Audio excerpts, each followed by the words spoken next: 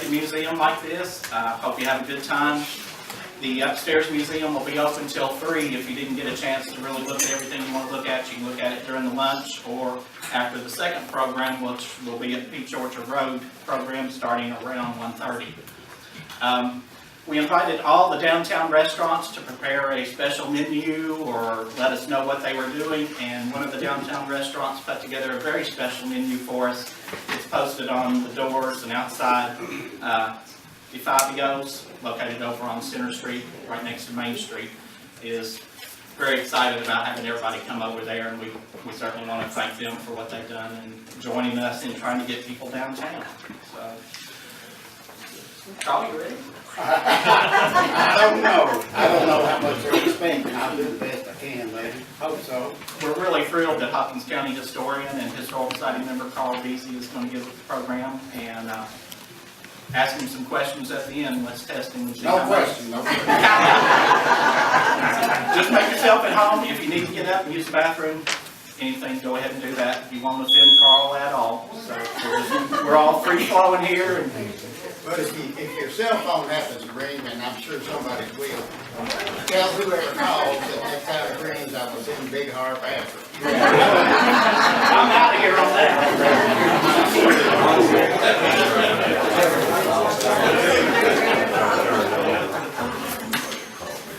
Now, my talk may be somewhat disjointed. I hope not. I hope I can keep it flowing pretty well, but I've been known to get off on a tangent and talk about something else. So by 5 o'clock, you'll be out.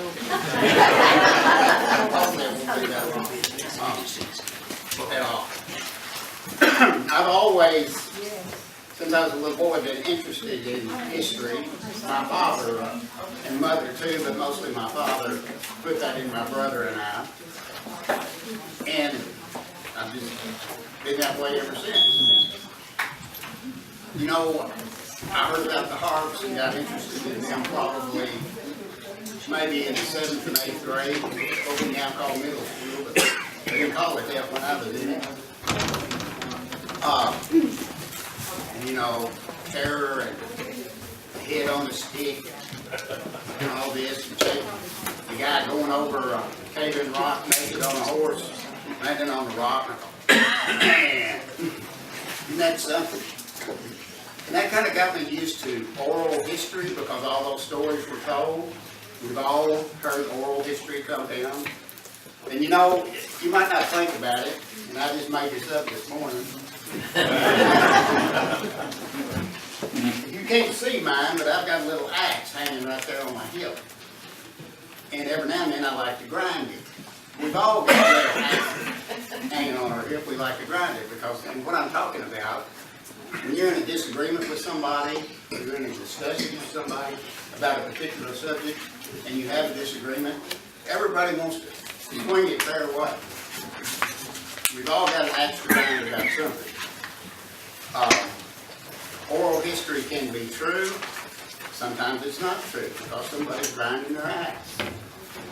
When I was young, my dad told me, and this is really sad, he told me that there was a fellow in the community, and he heard this in the 1920s, that to avoid service in World War I, cut his thumb off.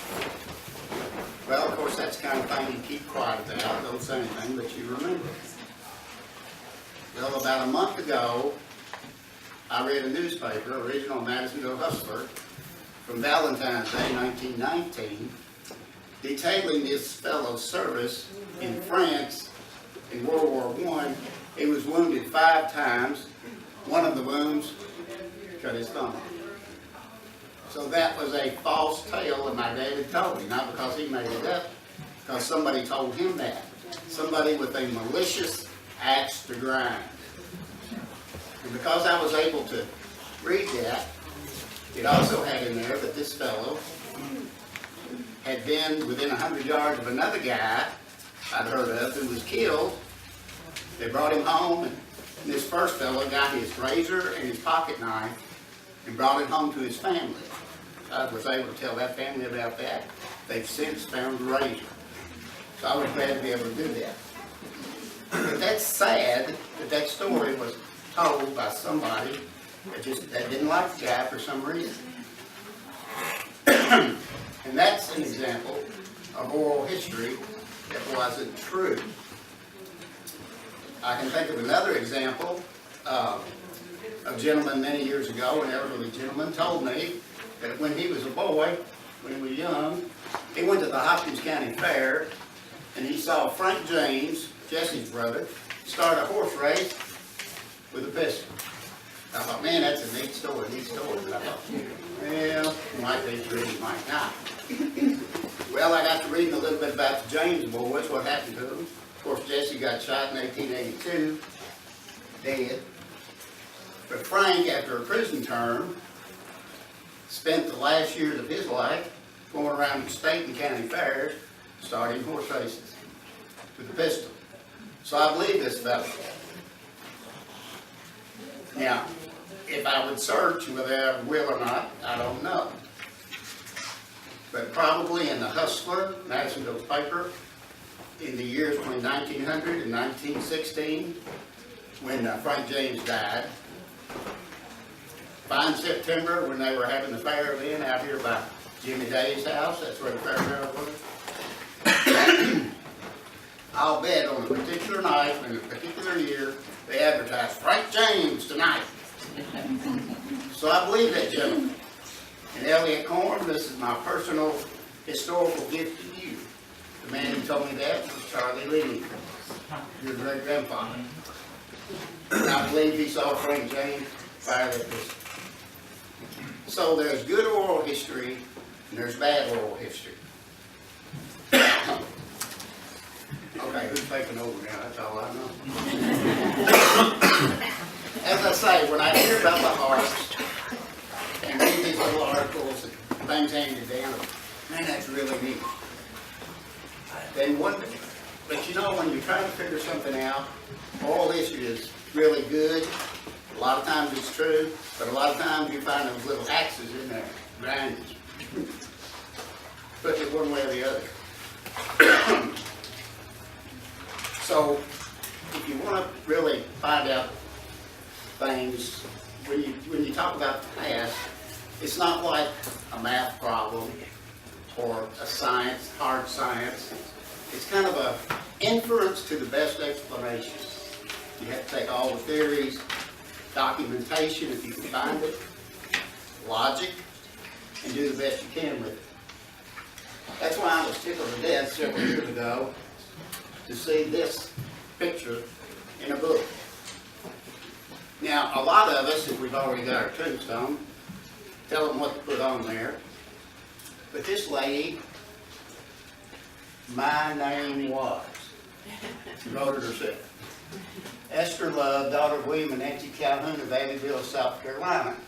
Born September 30th, 1765, died March 2nd, 1844.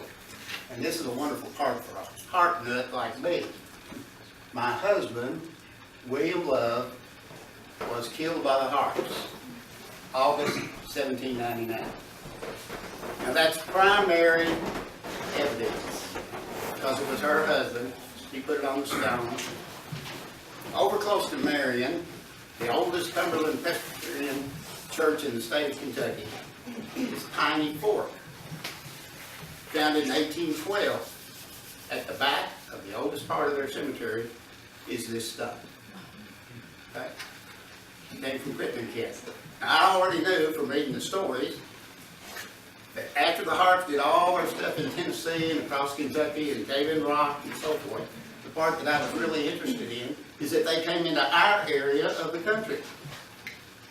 And I read where they killed a woman, Mrs. Stegall, and her baby, and a surveyor named William Love. Okay? And according to what I read, it happened not too far from Dixon, Kentucky. I thought, well, shoot, that's right up the road. Wonder if that could be true. Well, I wanted to grind my axe and make it happen in my backyard.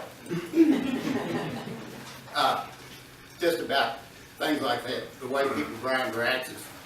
I've had several people over the years, and I don't mean to offend anybody by saying this, because you may be the one that told me. I said, you know, It's always either grandmother or great-grandmother.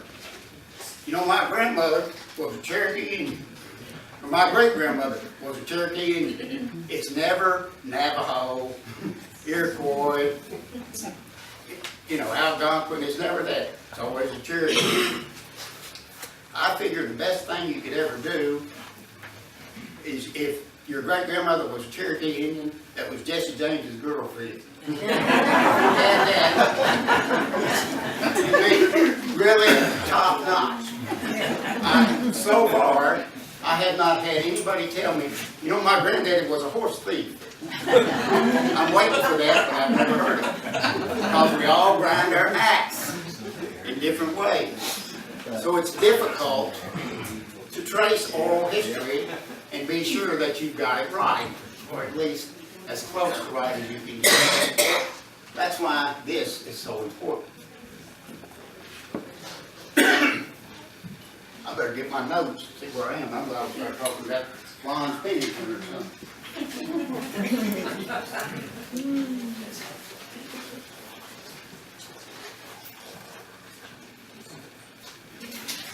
Now this thing's not going to work. Well, too far. Come back here. And Mr. Richard Collins' History of Kentucky, which is a very famous book among historians, right, Mr. Freimeyer, 1874, which I'm fortunate enough to have a copy of. One of the accounts of the Harp episode was from a man named Joseph Underwood, who was a judge in Bowling Green in later life. He was a United States Senator and many other political things. Very prominent. Are these people telling the truth, or are they grinding an axe? Well, another thing I did, maybe initially, my study of this, there are a number of people that were on the Harp posse that, after the killings, chased them to Muhlenberg County. I had a list of those names. I could rattle them off, I guess, but I know I'll look them up if I forget. But at any rate, I took every name because I figured, okay, 1799 is when it happened. 1800 was a census in Kentucky. If those guys were really around here, then they'd be in that 1800 census of Henderson County, which this was, all the way up to the river at that time. Every single one of them was listed in the census. That gives you corroboration, it gives you verification. Because if none of them, or just a few of them been in there, I thought, somebody's grinding an axe down through the years. But every single one of them was there. And that's what I'm interested in, trying to figure it out. It took me a while. This is the fellow that interviewed Mr. Ruby in 1838. Joseph Underwood, who became a very prominent person. When he was an old man in 1871, he was requested to tell the story that he knew about the Harpes, which he got from Mr. Ruby, to Richard Collins. And it's in the book. It's in Mr. Collins' book, comes from Mr. Underwood, comes from Mr. Ruby. Mr. Ruby is buried in Webster County. He is the ancestor of the Ruby Lumber Company people here. So it's really neat how it all ties together. Now, just to kind of give you an overview, if you're leaving Manitou and you're on Highway 630, headed towards Dixon, everybody know where I'm talking about? I know Mac Gibson does. Yep, exactly. Right after you cross the Hopkins County line, that X marks the spot that I was pretty well able to determine is where the murders happened. The last murders that the Harpes committed of the Stegall family. And I've been able, after several years of figuring, Mr. Leeper is very